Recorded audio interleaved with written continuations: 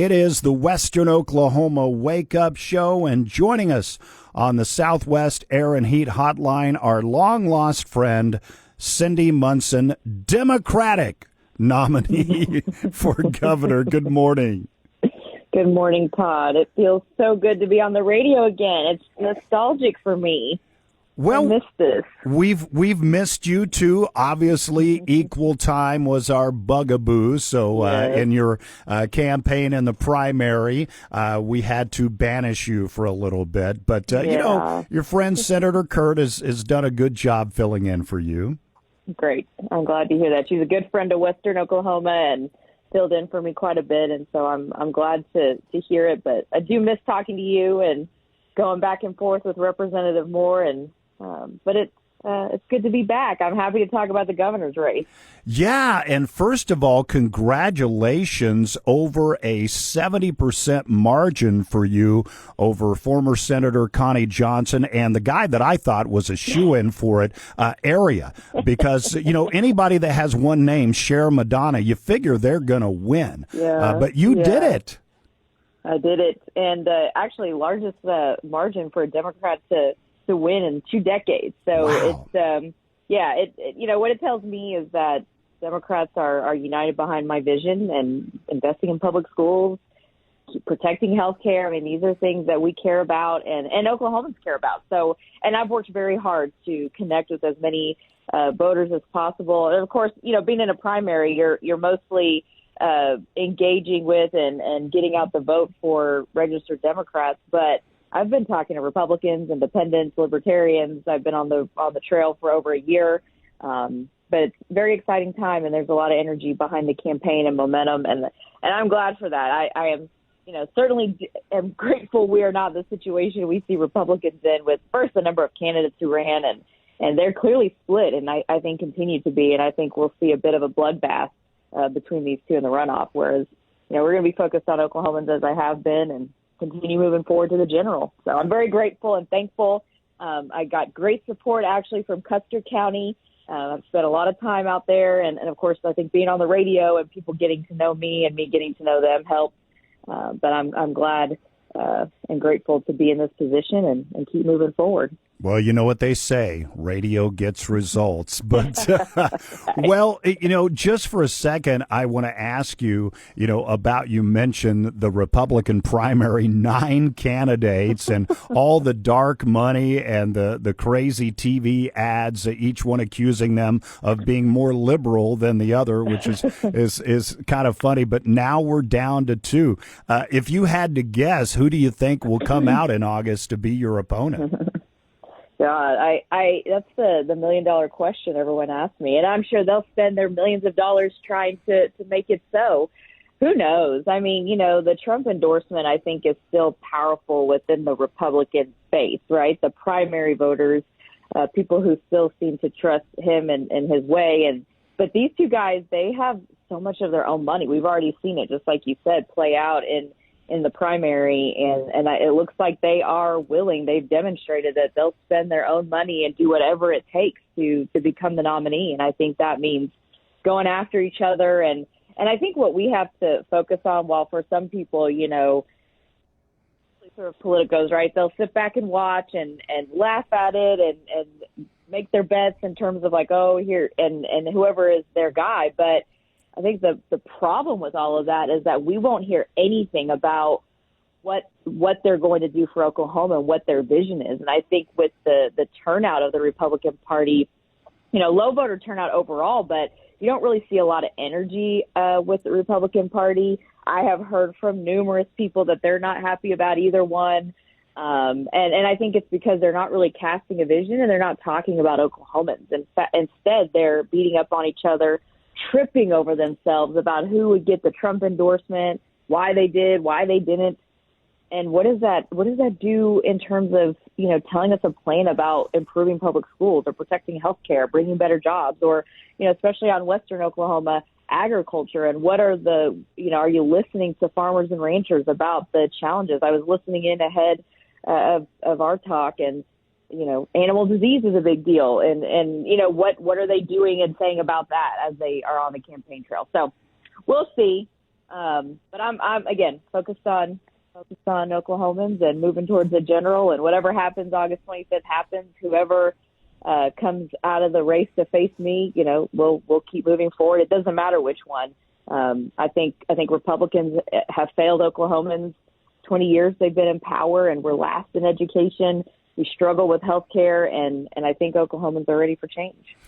Well, let's dig down into two of those issues that you mentioned. Obviously, when you look at, and of course, there's a million surveys, and probably everybody can be 40th or 50th in certain qualities of education, but we know we don't rank as high as we need to be. And we passed the Strong Readers Act this year, third grade retention. What are some things that we can do better with education in our state? Yeah. First, really looking at how we're funding public education and where our dollars are being diverted. There was a report that just came out the other day of what we argued against with that parental choice tax credit, which is a private school voucher where, $275 million of our public tax dollars are being diverted to private schools, predominantly for families who can already afford to send their children to private school. So when that money doesn't come to our state revenue and we're not able to put it in places, really it can go anywhere, but I think the best place is public education. And I'll tell you what happened this legislative session. The new dollars that went into public schools, $240 million, there was an increase, what was tied to some type of mandate. It was already spent, meaning, right? It wasn't going to where our schools already are today, what our teachers and support staff and counselors need. Whereas this $275 million going to private schools, there were no additional regulations, no mandates, no transparency, no oversight. And really that hurts rural Oklahoma. I mean, it hurts all our schools, but how many private schools out there in western Oklahoma? Families are sending their kids to public schools. And we know that our public schools are what help can keep our community strong, helping them thrive. And so we really have to look at what are the needs for our public schools now. That 50th ranking is due to funding. We still are not paying our teachers enough when you look at what the regional average is and what the states surrounding us. But it's not just it's not just teachers leaving the classroom to go to other states. They're leaving to work in other industries. I will tell you, I met a woman who was a support staff, did everything at this local rural school district, cafeteria worker, bus driver, helped in the classroom. She now works at Love's Country Stops as a cashier because she makes $2 more an hour. And so we really have to get serious about looking at and just being honest with where we're at and how we compensate our teachers, our support staff. We need more counselors in the classroom. And you've heard me talk about this, Todd, about just the overall economic well-being of families, too, and how that impacts outcomes. It's great that we passed some of those literacy reforms, was glad to support the final version that went through, but we have to fund those programs. We have to make sure there's stable funding to keep that moving forward. And the governor from Mississippi came and spoke last week in Oklahoma at the state chamber luncheon, and he talked about that. You have to continue supporting these programs and what you put in place. Otherwise, it will never work. We're talking with Cindy Munson, who is the Democratic nominee for governor in the state of Oklahoma. Staying with education, and I agree with you so much, Cindy, on the importance of education. A little pushback, though, that we hear from folks when it comes to funding education. If you put Common Ed, again, with higher ed and even career tech, isn't it over 50% of our state budget already? Obviously, you don't want to cut other departments. So how do we fund public education more? Yeah, and that is true. And I think, education, like you said, K through 12, Common Ed, higher ed, career tech, I mean, it's the best investment we can make. This is what families are looking at when they are thinking about where they're going to live, what communities they're going to be in. If they have the capacity and the willingness to move, they're going to go to a school district where it's higher performing, where their students can get better opportunities. And that's the same with businesses and industries. And when we're looking at economic development, leaders are looking at what is going on with your schools. So it is an important investment for us. You're right. We really don't have a lot of room to take away, especially from healthcare, which is going to be a challenge for Oklahoma, especially with the changes to Medicaid funding. And we can't cut there. For me, it's getting back to the basics and making sure that these are the areas that we're using our tax dollars and funding, because these are the things that we know help the quality of life for all Oklahomans. This last legislative session, $500 million went to private school vouchers, a Trump Dream account, and a sovereign wealth fund. That's $500 million of our tax dollars, Todd, that we won't ever really see or feel. They go away. Bring that money back and reprioritize those in areas that we know actually help a majority of Oklahomans. I will tell you, too, another area of education that is important to me that I think I can get Republicans and Democrats on board, and I hope teachers and administrators that are listening, is looking at how many unfunded mandates are out there. What are we putting on teachers and administrators in our public school districts that we aren't funding? And let's repeal and pull back, or we need to get serious about funding those mandates. We're talking with Cindy Munson, who is a candidate for governor running on the Democratic side. She won the Democratic primary with over 70% of the vote. She will go on to face either Gentner Drummond or Mike Mazzei in the November general election. Back with lots more right after this. Hey guys, I'm Kelly Ripito with Exploration Realty. I'm a wife and a mother of 2 children. We own a family farm. We are avid hunters, farmers, and ranchers, so I have the knowledge, the skills, and the resources to sell land in Oklahoma. I specialize in listings. I can do anything from land to residential or commercial. Kelly Ripito, 580-821-0934. What are you waiting for? If you're anything like me, that question keeps you up at night. So don't wait for someone else's green light.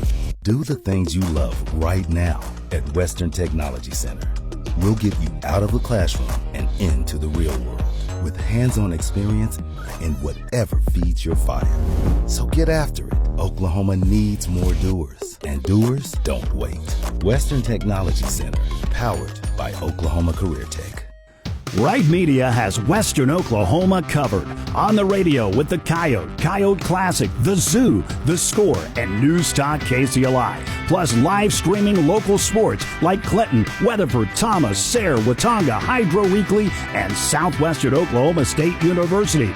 We also cover Western Oklahoma with the West Oak Weekly. We deliver sports, entertainment, and information on air, in print, or online. That's Wright.media. Hello, this is Rick Spain with Infinite Grace Ministries with something to think about. Where your treasure is where your heart will be also. With this thought, we tend to look at our treasure. The real focus should be on the heart. Your heart is the center of who you are. What you think, what you decide, and what you feel is monitored here. The health of your life is in your heart. So when you're looking at your treasure, remember your heart. Deer Creek Market and Variety in Hydro, the best in friendly small-town customer service, hosting everything from fresh hand-cut steaks, fresh ground beef made in-house, along with fresh fruits and vegetables, grown and made in Oklahoma nuts, candies, salsas, pickles, and more. And don't forget to check out the Variety side, full of unique made-in-Oklahoma gift items. And now, treat yourself to the brand-new ice cream and coffee parlor, your new go-to spot for a sweet scoop or a fresh brew. Shop Deer Creek Market and Variety in Hydro. Pepsi Prebiotic Cola in original and cherry vanilla. That Pepsi taste you love with no artificial sweeteners, only 30 calories, just 5 grams of sugar, and 3 grams of prebiotic fiber. That great Pepsi taste with even more to love. Pepsi Prebiotic Cola. Unbelievably Pepsi. And all Pepsi products are brought to you locally, as always, by the Nicholson family at Pepsi in Clinton. When it comes to your business being noticed, it's Davis Printing. Sure, they do business cards, envelopes, brochures, newsletters, and carbonless forms, but they go way beyond print. Need mailing solutions, postcards, letters, invoices, quarterly reports? They have it covered. Want to stand out? Banners, wall wraps, monument signs, channel letters, window graphics, and even digital signs. And don't forget the swag. Shirts, pins, promo gear, all personalized. All across Oklahoma, Davis Printing delivers. Email davisprinting@att.net, and let's get to work. Welcome back to the Western Oklahoma Wake Up Show. We're talking about the governor's race here in Oklahoma, and we've got the Democratic nominee joining us, Cindy Munson. Cindy, you touched on health care in our last conversation, and that is a big concern for people around our state. Of course, we've seen rural hospitals close and then reopen here in Western Oklahoma. There's been cuts, from the federal government, but yet we're also seeing billions of dollars in fraud with claims even in our state. Some people that are just being indicted. So what can we do about health care in our state? Yeah, well, first, just the prioritizing of protecting healthcare funding, because just to your point in terms of hospitals closing and then reopening, and especially in rural Oklahoma, I mean, we feel the impact in the urban areas as well. But, I've been, my most recent travels was to Billings, Oklahoma. I went to a 24-hour, long-term care facility where there are residents there with developmental disabilities. It's a Medicaid-funded facility. And, I don't want to say the middle of nowhere because that's not true, but they're very far away from any other options, right? Both for those residents and also the healthcare providers. These are healthcare providers. This is a workforce issue on top of just making sure that people have, that they're covered, they have health insurance, but they also have the services that they need. And so I was very grateful to be on the ground there and hear some of the stories and what the impact will be when there are Medicaid changes and how important it is. And it is important that you have a governor who understands this and who wants to and will prioritize healthcare funding, meaning when we have to look at the broad range of things that we need to fund, pushing the legislature and prioritizing in my own budget as governor that we protect healthcare is important, because this is how we build a community. First we got to take care of, right? People need to be healthy. They need to have access to healthcare. The cost of healthcare is rising, and it only increases more when people are not insured. But also our healthcare system as a whole, as a state, making sure that people all across our state have access to the healthcare that they need is important. The fraud stuff is very disappointing and frustrating. But what we're hearing, a lot of times there's accusations that individuals are creating, meaning those who are recipients of Medicaid. But what we're learning is actually it's those who are running the big companies, and at that level is where it's happening. And so there needs to be better controls by the federal government to lock that down, and also as a state looking at where we can ensure that these people are not taking advantage of these federal dollars that need to be passed down to individual Oklahomans in our healthcare system. But this is when we talk about public education and healthcare, these two things come up the most. Depending where I am, especially in rural Oklahoma, healthcare is a bigger fear for Oklahomans, because hope was infused when Medicaid was expanded. To your point again, that hospitals were reopened, services were provided, people were seeing, a little bit more light at the end of the tunnel, that people would have access to what they needed. And so making sure that we leverage as many of those federal dollars as we can, and doing what we can in our state budget to protect our healthcare system is important to me. And if we want to see our economic opportunities increase, and especially in rural Oklahoma, we have to have healthcare services, because, again, just like education, when industry is looking at coming to Oklahoma and bringing their employees and bringing a workforce to our state, that is what they're considering. Outside of just healthcare funding, making sure that we have avenues and we continue to invest in higher education and career tech for nurses, that we make it possible for physicians to trust that they can be in Oklahoma. We're not constantly attacking them, criminalizing them, threatening their licensure. These are all important things. I had a talk with my OBGYN this week about these very issues. Very big deal for healthcare in Oklahoma, and we got to get it right moving forward.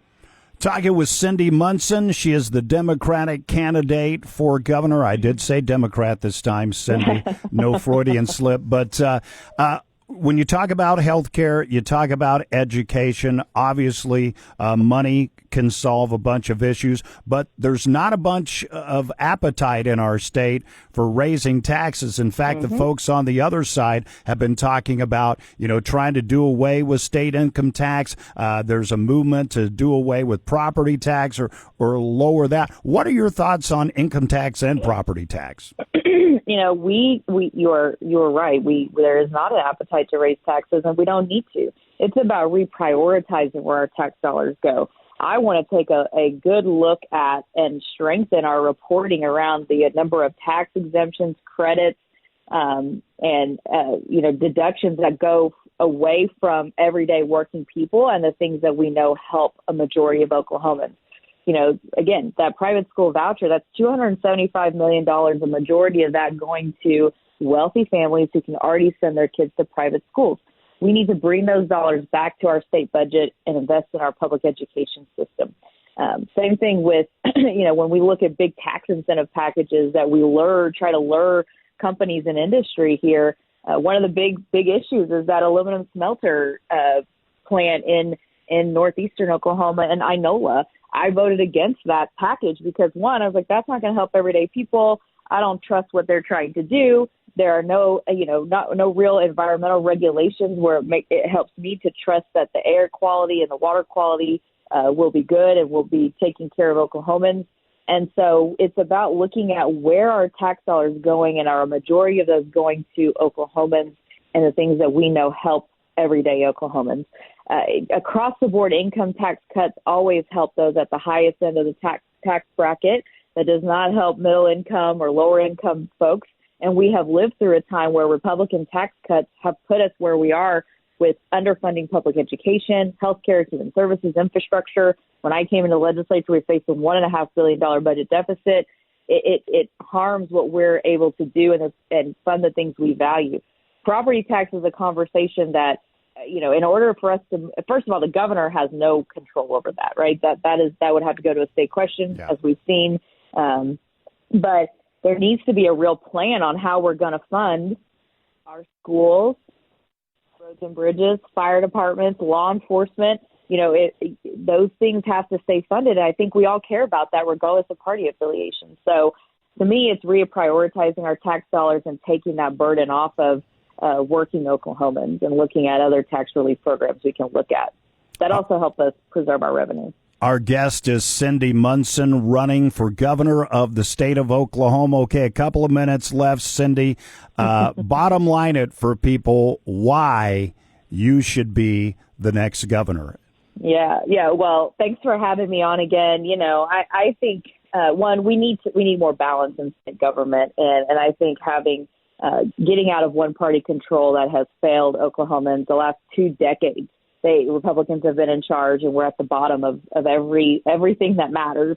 And I think having someone like me who understands what everyday people are going through, I'm grateful to have access to public schools, healthcare system, things that were important to me as a kid and my family growing up. I am where I am today because of those investments. And I know what everyday folks are going through. I want to work with both Republicans and Democrats to solve problems. I'm the only one in this race who's had to do that already through the legislative process. And I'm not a multimillionaire. What Oklahoman can spend millions of dollars and put them in a place of power? There aren't very many.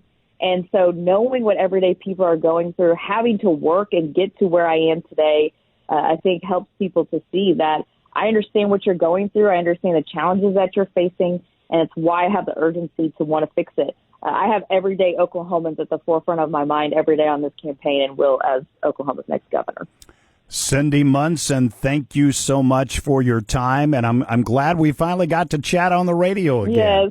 Yes. I did want to share, I will be in Western Oklahoma here in a couple of weeks, and so hope to see many of you and hope to see you in person. I'll let you know when I'm out that way. We look forward to that. Cindy Munson, thank you so much. Have a wonderful day. You too. Thanks, Todd. Cindy Munson, Democratic candidate for governor, joining us on the Southwest Air and Heat Hotline. Back with news after this. Lots of places can expose you to identity theft. Thankfully, LifeLock, they are able to monitor hundreds of millions of data points every second of every day for any threat to your identity, which is way more than anyone can ever do on their own. If they find anything suspicious, loans taken out in your name, charges to financial accounts, they will alert you right away, all through text, phone, email, or the LifeLock app. Join LifeLock right now. You get 30% off your first year. LifeLock.com. Promo code Hannity, 30% off. It's time to lake it up at Cummins Chrysler Dodge Jeep Ram in Weatherford. It's the Make This the Summer event. Drive home in a bold new Ram 1500 Laramie with 2.9% financing for 72 months, $4,250 in rebates, and back with a 10-year, 100,000-mile warranty. Lake it up today. Test drive all CDJR models. These offers won't float around forever. Cummins Chrysler Dodge Jeep Ram in Weatherford, just off I-40 or at CumminsChrysler.com. See, John, people think I'm just a partisan hack, and look at me. I just put a Democrat on the radio. Did you tell her you're voting for her? We decided after the two knuckleheads running on the Republican side, she's my pick. I'm over it. Not those two. I'm done. I don't care how left wing, right wing, whatever wing you got to be. Those two on the other, I'm out. Cindy Munson's an awesome character. Hey, breaking news this morning. Okay. I apologize for jumping in here. Let's get it. A missing giraffe in Texas is on the loose. Uh-oh. There's a $5,000 reward. So if anybody happens to see a giraffe run by, it has not been seen for 2 days now. Okay. It started down the San Antonio area, but surely I don't know how far they can travel, but it could be up in Oklahoma today. Has anybody seen our coworker Crystal Blackwell? No, it's been a minute. I know. Well, she became a friend of monkeys and got rabies, and I hope she's not going to try to track down this giraffe by herself, because giraffes probably have rabies too. Oh, this is not good. Yeah. This is not good. Plus, I'm sure she's wanting to start a family. That's dangerous. You ever met a giraffe that want to start a family? Well, they have needs just like we do, John. Okay, that's true, but they don't pay taxes, so they need to go back. Need to go back.